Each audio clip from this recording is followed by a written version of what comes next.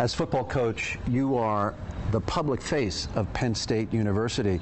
It's an unintended consequence of trying to win football games, but it's an enormous responsibility. How do you handle that?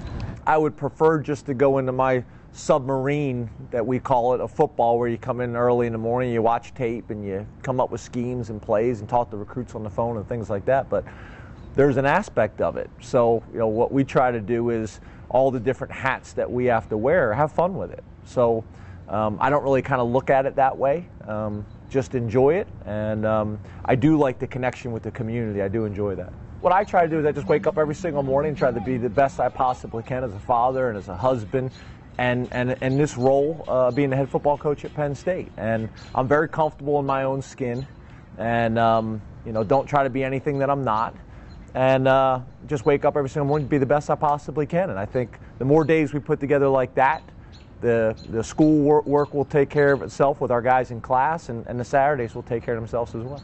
You appear to be completely confident, with a certain swagger, even arrogance, and I mean that in a good way. But there are people who know you best, and I wonder if they know you in a different way. Yeah, I mean, probably my wife. I mean, I go home every single night and I question everything. I question myself, I question decisions. She's a great sounding board. I do that with some of the staff as well, not everybody, but I do that with some of the staff as well. I think in a lot of ways I'm very critical of myself, but everything I do is pretty thought out and detailed ahead of time, and we do things for reasons. So I think because we have a plan, it allows you to be confident, because the things you're doing are well thought out and organized ahead of time. You're a son of Langhorne, Bucks County, and Neshaminy High School. I wonder if you could tell us something about James Franklin then that might surprise your players now.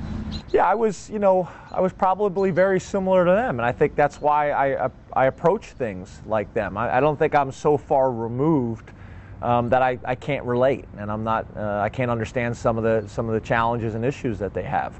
I was full throttle. I mean, I was football, I was baseball, I was basketball, running, and was a very immature student, underachieved in the classroom in high school, and went to college and kind of grew up. As males, we tend to be a little bit slower in our development, and I kind of grew up in college, and then it went on and got my master's degree. It became very important to me. But so there's things that I think I can relate with.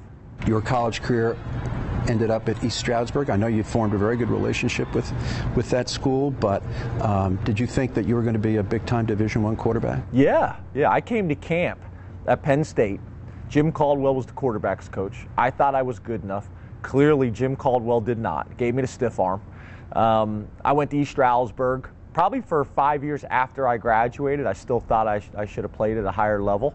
But then once I got coaching and kind of see talent, up front and personal, I realized that I wasn't good enough. And looking back at it, I had an unbelievable college experience. I got to play.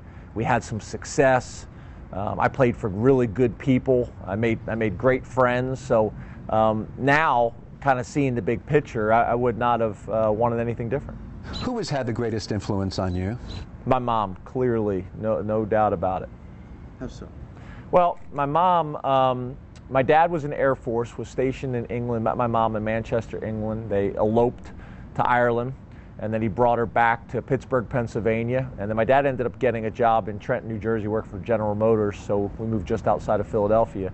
And Dad kind of wasn't in the picture, and my mom was in this country without any support, no family, and it was just me and my sister. And my mom was just a hard-working, blue-collar. Although from England, she took on the personality of Philadelphia, and was hard-nosed, blue-collar, very prideful.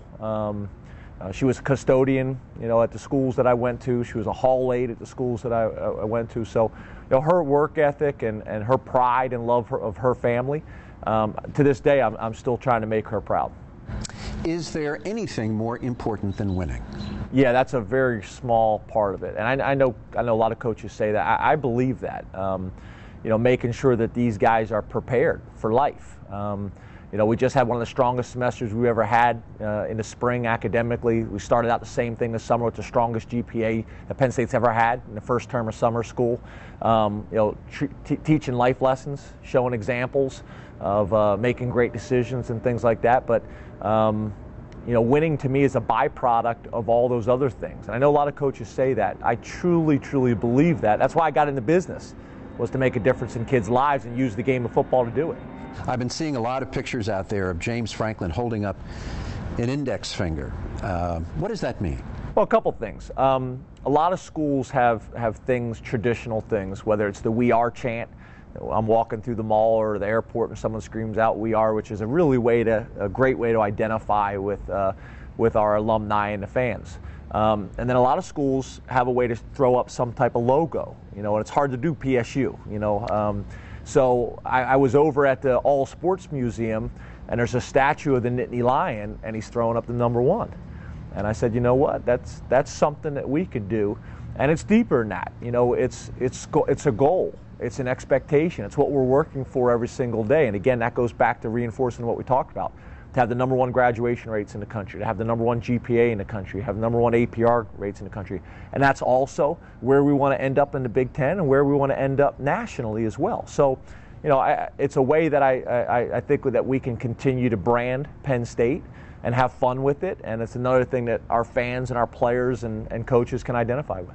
Does the ghost of Joe Paterno still inhabit this campus? And by that I mean, are there influential people here who look at James Franklin and give you the distinct feeling that they wish you were Joe Paterno? I don't know about that. I mean, I think obviously all the wonderful things that happen here over the last 50 years and the positive impact on so many lives, you're never going to replace that. And I can't be that. I don't even want to try to be that. Like I said before, I'm very comfortable in my skin and who I am and how we're going to do this job. We've been respectful from day one of our history and our traditions and all the wonderful things that have happened here. But presently and going forward, we have to do it our way. I can't try to be anybody else. And I think people understand that. I think people have been pleased with that. Some successful people have a couple of guiding principles that they use all the time, and particularly when things become difficult. Do you have guiding principles? I think number 1 is it's all about relationships. That's my leadership style. That's how we run this organization. I believe you can be unbelievably demanding and challenging on people if you love them hard as well. And that's what we try to do with the staff, with the players, with everybody. That's number 1. And then we have 4 core values that we talk about all the time. And that's having a positive attitude, and that's having great work ethic, and that's competing in everything you do. And then the last thing is you must be willing to sacrifice if you want to be special in life. And I think people right away when they hear me say that, they think football. And we're not really talking football. We're talking about life. So there are things that we talk about all the time that I think are the center of everything we do. Your departure from Vanderbilt was not without a measure of controversy. Of course, 4 of your incoming players were arrested for allegedly raping a student, and the DA has said that there's absolutely no evidence that James Franklin was in any way involved or did anything to cover up the situation. But you must have done some soul searching about the 4 individuals whom you recruited who got involved in that. Did you make a mistake in judging character of these 4 young men? Yeah, that's a challenge. You're bringing in 25 to 30 freshmen every single year. You're as thorough and as detailed as you possibly can. You're responsible for 17 to 22-year-old males, 125 of them, 24 hours a day, and maybe that's unfair, but that's the reality of it. I'm still searching. I'm still searching for answers. I'm still trying to figure this out.